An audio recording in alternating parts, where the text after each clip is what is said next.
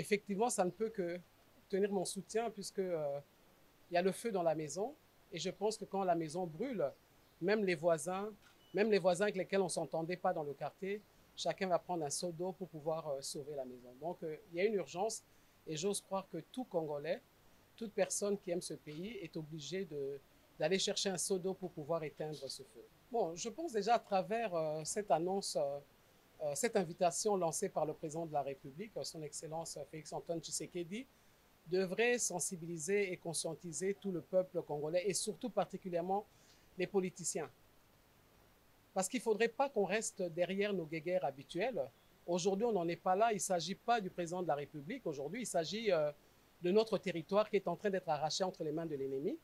Et moi, je pense que tout le monde devrait se surpasser aujourd'hui et accepter qu'on puisse s'asseoir à une même table, pouvoir discuter, même si à négocier, il faudrait négocier. Même plus tard, d'ailleurs, parmi nos propositions, nous avons même demandé encore la création d'une institution d'appui à la démocratie et permettre à ce qu'il y ait un dialogue permanent entre politiciens congolais, la société civile, voire même nous pouvons étendre cela.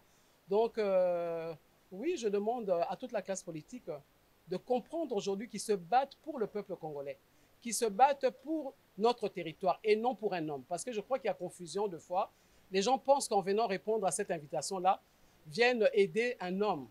Allons-y, allons au-dessus de là, venons plutôt aider nos frères et sœurs congolais parce qu'en tant que politique, nous nous sommes levés pour l'intérêt du peuple congolais et pour notre nation.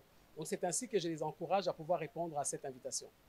Oui, nous avons parlé d'un gouvernement de cohésion nationale et bon, il y a des propositions que nous avons introduites qui sont très très stratégiques. Alors je ne voudrais pas en parler, je laisse la primeur quand même au président de la République.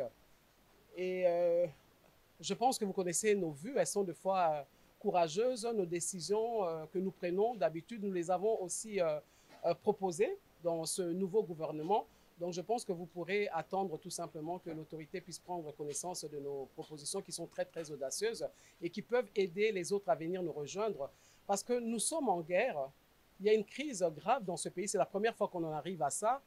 Et nous voulons vraiment que tous les Congolais comprennent que nous devons nous surpasser. Il ne s'agit pas d'une personne, il ne s'agit pas de Marie-Josée Ifoku, il ne s'agit pas de tel ou un tel, de Tantampion, mais il s'agit du peuple congolais.